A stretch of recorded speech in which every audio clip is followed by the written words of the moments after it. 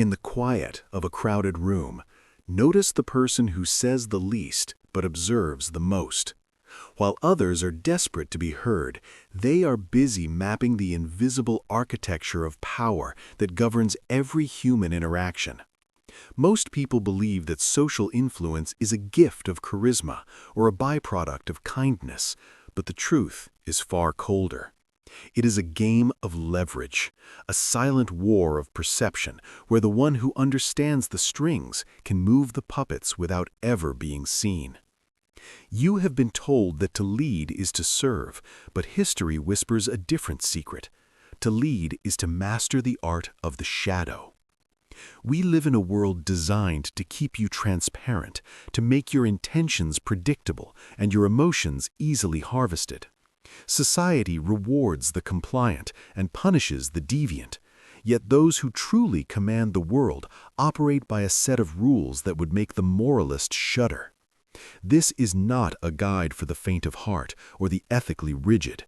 This is a journey into the Machiavellian mind, a descent into the mechanics of social dominance that most will never dare to acknowledge.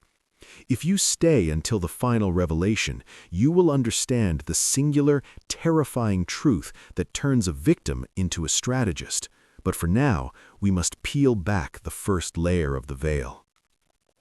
Influence is not about what you say, it is about what you allow others to believe. In the courts of the Renaissance, as in the boardrooms of today, the most dangerous weapon was never the sword, it was the strategically placed silence. Silence creates a vacuum, and human nature loathes a vacuum. When you stop speaking, others rush to fill the void with their insecurities, their secrets, and their desperate need for validation. By simply withholding your reaction, you force the world to reveal its hand, while you keep yours hidden behind a mask of calm indifference. This mask is your primary defense. Machiavelli famously noted that everyone sees what you appear to be, but few experience what you really are. In a digital age where everyone is oversharing, privacy becomes a form of ultimate power. When you are a mystery, you are a projection screen for other people's fears and desires. They will attribute to you a depth you may not even possess and a strength you have yet to exert. To be understood is to be captured. To be elusive is to be free. Consider the concept of strategic vulnerability.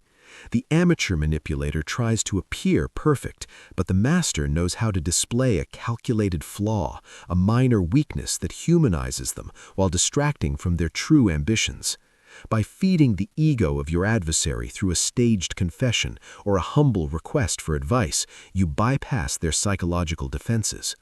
You allow them to feel superior, and in that moment of perceived superiority, they become most vulnerable to your influence.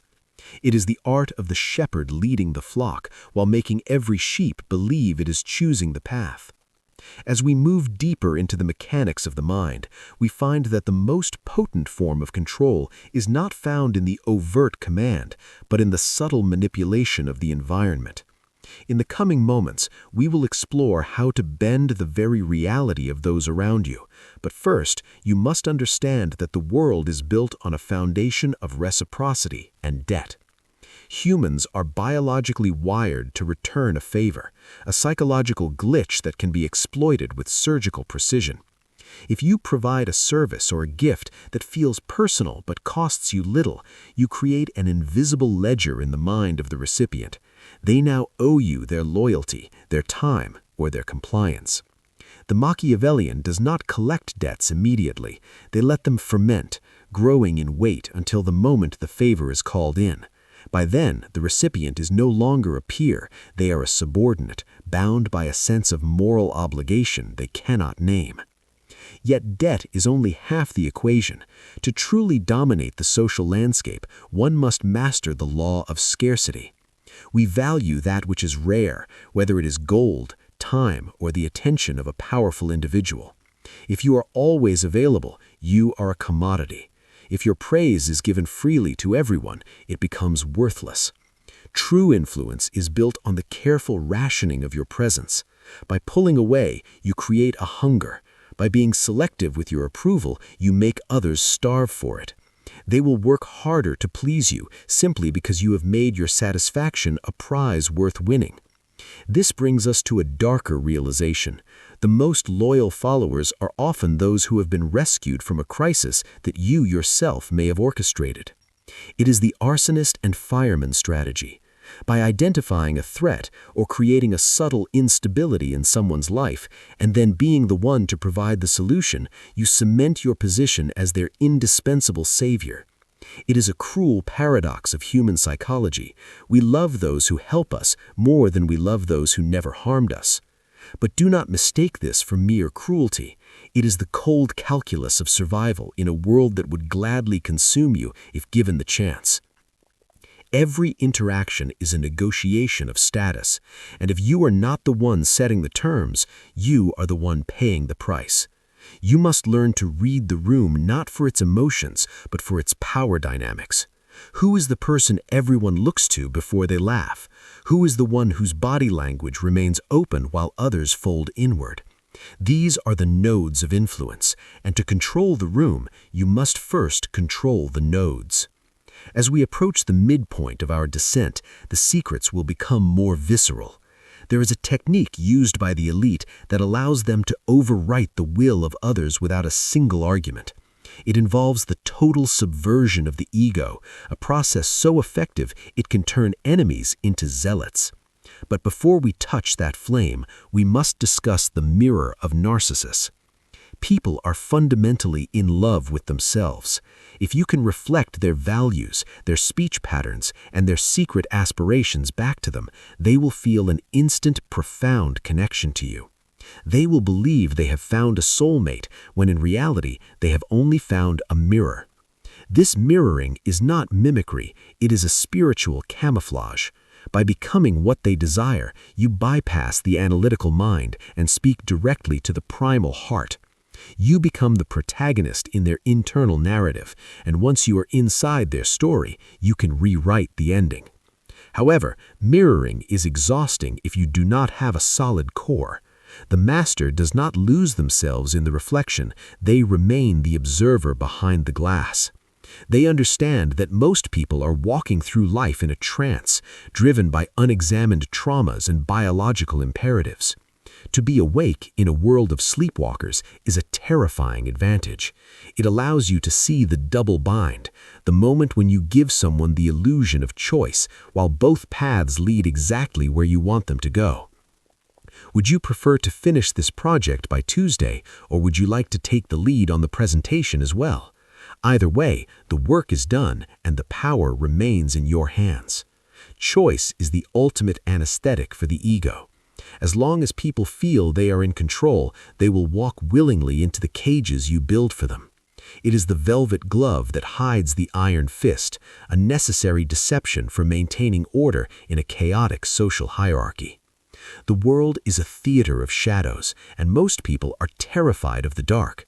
They cling to the light of common sense and fairness, unaware that these are constructs designed by the powerful to keep the masses predictable. But you are different. You are listening because you sense that the final secret of influence is something far more profound than simple tricks or body language. You are starting to realize that the ultimate truth of power is not about controlling others, but about the total destruction of your own need to be liked. The moment you stop caring if you are perceived as good, you become dangerous. The need for social approval is a leash, and the one holding the other end is your master. When you cut that leash, you are no longer playing the same game as everyone else. You can be whatever the situation requires, the saint, the sinner, the victim, or the victor. You become fluid like water, taking the shape of whatever vessel you inhabit while remaining fundamentally unchanged.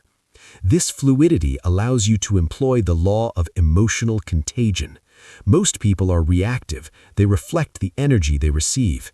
If you remain impeccably calm in the face of their anger will eventually dissolve into confusion and then into submission. If you project a sense of absolute certainty, even when you are uncertain, others will flock to your banner. Humans are drawn to conviction like moths to a flame, even if that flame is an illusion. In a world of doubt, the man who does not hesitate is king. But what of the who resist? What of those who see through the mirror and the mask? For them, the Machiavellian employs the isolation protocol. Influence is a social fabric. If you can subtly fray the threads connecting your target to their support systems, they become entirely dependent on you. This is not done through force, but through the strategic sowing of doubt. A whispered comment here, a misinterpreted glance there. Slowly, the target begins to feel that you are the only one who truly understands them, the only one they can trust. It is the creation of a private reality where you are the sole source of truth. It sounds predatory, and perhaps it is, but look at the history of every great empire, every world-changing movement, and every iconic leader. They did not